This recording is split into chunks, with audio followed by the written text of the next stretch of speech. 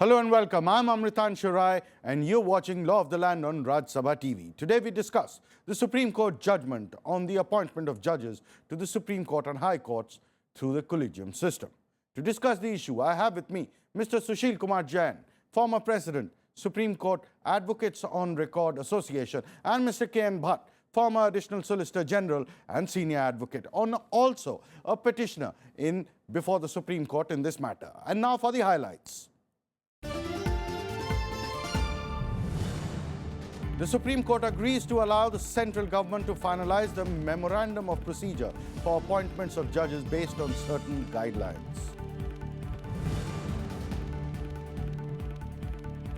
The government, in consultation with the President of India and the Chief Justice of India, is to prepare and introduce the Memorandum of Procedure.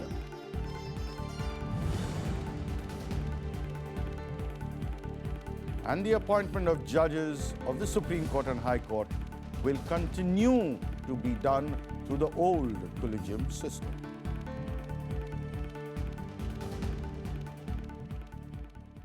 On the issue of appointment of judges through the Collegium system, the Supreme Court has agreed to allow the central government to finalise the Memorandum of Procedure for appointments, but the court laid out certain parameters as guidance for finalising the procedure. The court also directed the centre to finalise the procedure in consultation with the Chief Justice of India. The five-judge bench of the Supreme Court had sought suggestions from the lawyers, the government, stakeholders and members of the civil society on improving the existing Collegium system for appointment of judges. The court had received around 1,500 suggestions comprising of 11,000 pages. Based on these suggestions, changes were recommended.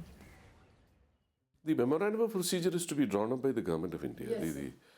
in consultation with the Chief Justice and the four senior most puisne judges. Therefore, the guidelines are only intended to be what they purport to be, guidelines. Ultimately, it's the content of the Memorandum of Procedure which would govern, and doesn't mean that the guidelines are exhaustive. If the Government of India formulates a draft Memorandum of Procedure and then the Supreme Court, that's the Chief Justice and the four senior most judges, feel that the MOP should either be more comprehensive or should also go into the meticulous details as to how the proceedings, the Collegium should conduct itself for the future. That is what the ultimate product is going to be. The Apex Court formulated guidelines for the improvement of the Collegium system for appointment of judges in High Courts and the Supreme Court. For the eligibility criteria, the court directed to fix a minimum age for both High Court and Supreme Court in consideration of the views of the state government and centre. In order to ensure transparency in the appointment process, the bench directed to make public the eligibility criteria and the finalised version of Memorandum of Procedure for appointments by making it available on the respective websites of courts and on the website of Department of Justice of the government. For better management of the system of appointment, the Memorandum of Procedure may provide for the establishment of a dedicated secretariat for both High Court and Supreme Court. To manage complaints against anyone who is being considered for appointment as a judge, the bench advised the MOP to suggest a suitable mechanism. The Constitution Bench also advised the MOP to provide for any other matter considered appropriate for ensuring transparency and accountability without sacrificing the confidentiality of the appointment process. Well, they are too broad, and I think they require to be fine-tuned if the dissatisfaction against the working of the Collegium system is to be addressed and overcome. If they are not in greater detail, then I'm afraid it will have an adverse effect. I think if properly drafted, they would, and we should all try and see that it improves, because otherwise, again, in future, the executive may be tempted to again make an effort to undermine the independence of the judiciary. It was stated by the Attorney General that the government, in consultation with the President of India and the Chief Justice of India, prepared and introduced the Memorandum of Procedure. It was informed that this practice was continuously adopted in consonance with directions mentioned in the second judge's case for finalizing the opinion to convey it to the President. To this argument, the court agreed to allow the government to make the Memorandum of Procedure. The Supreme Court stated that the guidelines are broad suggestions for consideration and supplementing the MOP for the truthful execution of principles laid down in the second judge's case and the third judge's case. The Supreme Court judgment was in response to the petition filed by the Supreme Court Advocates on Record Association against the Centre. After declaring the National Judicial Appointment Commission Act as unconstitutional, the Supreme Court took its next big step by coming up with the 5 guidelines. These guidelines would enable transparency in the appointment of judges at the apex court and the high courts within the Collegium. With cameraman Anirban, Dipali Pandit for Rajya Sabha Television. The government has now started the consultation process on the Memorandum of Procedure by asking all the state governments to send in their suggestions to improve the Collegium system. So my question first to you is, transparency and without compromising confidentiality. Now this is the parameter of drafting the new MOP, one of the criteria. How difficult, how easy do you think is it going to be for the government? Well, I'm eager to see how they achieve it, because it's very difficult for the reason, if you start spelling out and spilling it to the whole world, that why I'm selecting so and so, or why, more importantly, why I'm not selecting so and so as a judge, is a slur on the gentleman concerned, the candidate whose name has been put. Now they say that K and Bhat, he has been one of the candidates, and finally said that he has been rejected. The reason for rejecting also has to be given, so to be more transparent. Because why you are rejecting? You think that look is what is the reason? So that is the idea of transparency. It is more easily said Than done. generally than done. I am eager to see how they achieve this particular thing, because compromising, telling all about a candidate for a judge to the whole world and even make it available for the right to information may be an ideal thing, but it is not so. I will tell you an example. For example, in the United States of America, after the candidate's name has been announced, President nominates a judge of the Supreme Court, and then it is to be confirmed by the Senate Judicial Committee.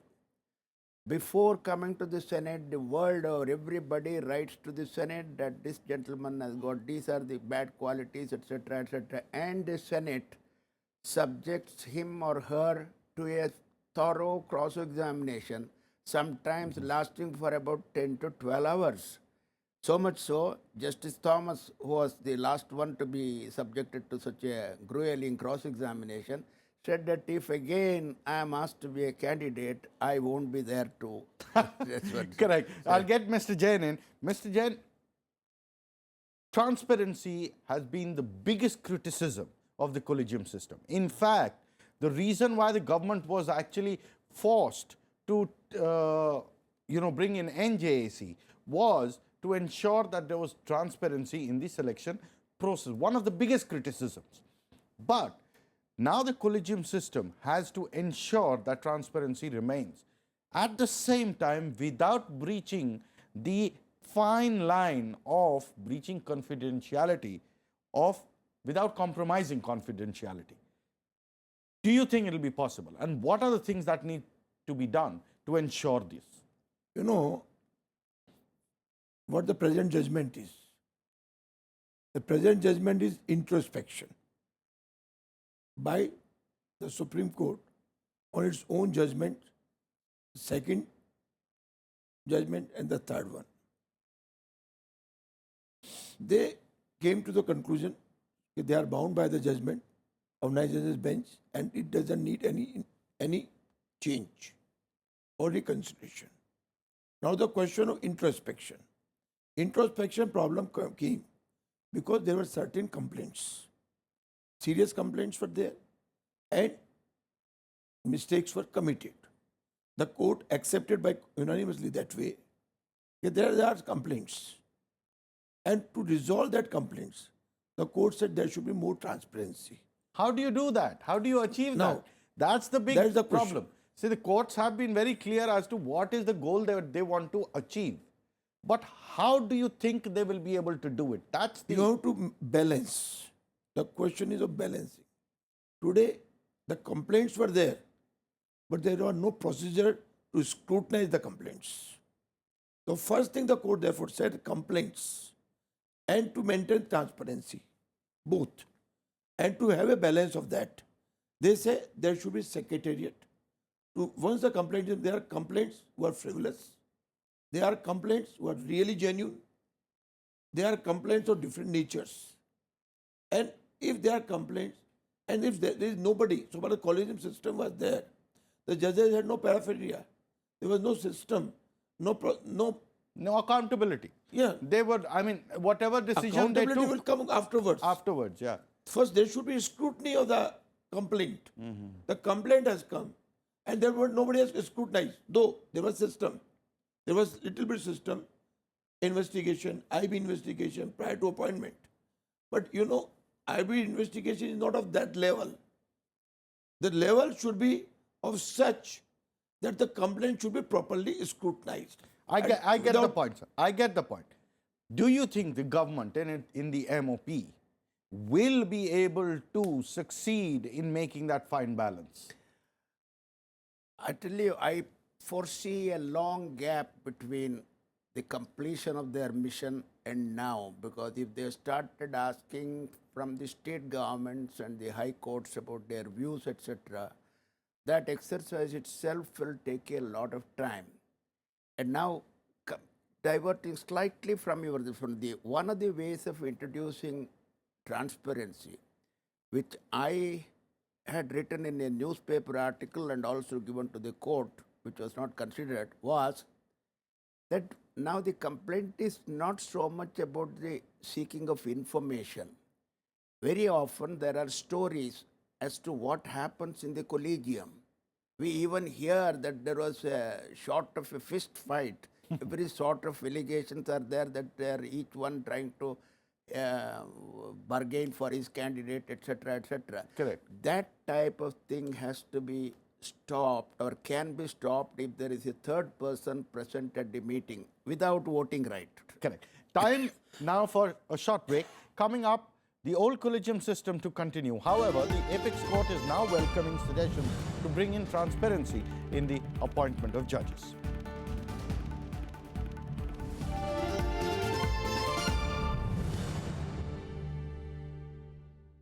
Welcome back. The Supreme Court, in its earlier judgment, had struck down the National Judicial Appointment Commission law adopted unanimously by both houses of Parliament. The court had held it unconstitutional. Following this, the court had revived the Collegium system of appointments and is now trying to improve the Collegium system by accepting suggestions. The Apex Court, while striking down the National Judicial Appointment Commission Act, held that constitutional authority like the Chief Justice of India cannot be vetoed by political representatives while appointing judges to higher judiciary. The judgment was passed on the basis of majority opinion of the 5-member bench. In order to judge the constitutionality of any act or Constitution Amendment Act, the point of reference has to be the Constitution. You can say something is unconstitutional only when it is against the Constitution or violative of the Constitution. Constitution Article 124 is very clear. There is no vagueness. Declaring the NJAC Amendment Act, which is not in any way violative of Article 124, was to begin with unconstitutional. And I think the Supreme Court exceeded its jurisdiction. The job of the Supreme Court is to interpret the law, to interpret the Constitution, not to make Constitution or not to make laws. While striking down the National Judicial Appointment Commission, the court said that it damages the basic feature of the Constitution. Supreme Court found the changes made in Article 124 of the Constitution empowering Parliament to regulate the procedure and manner of selection of judges of Supreme Court and High Court as unconstitutional. The bench held that to ensure independence in appointment of judges, primacy in matters of appointment should remain with the judiciary. The Constitution bench had said that including cabinet minister in the selection of judge of High Court and Supreme Court was extremely anomalous. The dissatisfaction with the Collegium system is because it is secretive. People must know, and the lawyers must know, what are the eligibility criteria for selection of High Court judges, what are the criteria for shortlisting these judges, and secondly, the application giving your curriculum vitae must consider and must contain your relationships with powerful individuals, both in the judiciary like judges, retired judges, serving ministers or political leaders. After the Supreme Court quashed the National Judicial Appointment Commission, judges of the Supreme Court and High Court will now be appointed by the old Collegium system. The Collegium system of appointment allows judiciary to appoint judges without any interference from the executive. But the system has been criticized for its lack of transparency. Although the experts believe that there is a need for transparency in the appointment procedure, but they also express their concerns for complete transparency. They are of the view that everything cannot be made public as it would impact the individual involved in many ways. With cameraman Anirban, Dipali Pandit for Rajya Sabha Television. Legal experts say that the government's non-confrontational approach this time and its intent to incorporate transparency into the new procedure to appoint judges is seen as a positive move in overhauling the judicial system. So my question to you straight away, sir. First question. Starting from where Mr. Bhat left, why can't the judges be watched while executing a public duty of appointing judges? Why do they need to be secretive? And is appointing of judge or appointment of judge not to be transparent? Is it just to be done by the top 5 or top 4 of the High Court or the Supreme Court, or does it need to be watched? You know, in the normal procedure, legal procedure, arguments are heard by both the parties. One gives one view, everything is given. After complaints are scrutinized, their result has been communicated to the judges. Now, ultimately, by deciding the judgment, what should be the judgment? The court, the judges who constitute the benches, they discuss the matter. And then they take the decision. This is the correct decision. Now, if somebody is watching, there are certain things which That's are a discussed. compromise of the independence, autonomous of the... Yes. But appointment is not writing a judgment. There is a difference. It is part of the public administrative duty that the Collegium has taken upon itself. Ultimately, appointment at the administrative function. Yes. The administrative function has to be judicially decided. But it has to be differentiated from the judicial function.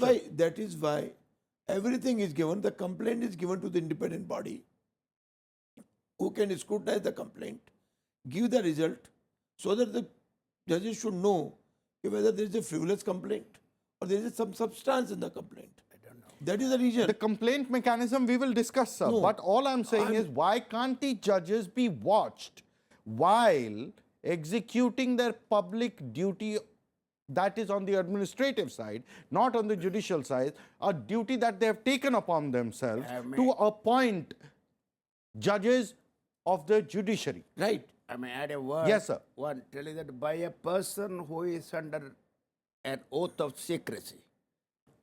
It is not somebody, anybody. Because in an oath of secrecy, because in a law minister I mentioned, because he is under oath of secrecy. So whatever transpires, he can't go, transpires in the meeting, he can't go and broadcast it to the world.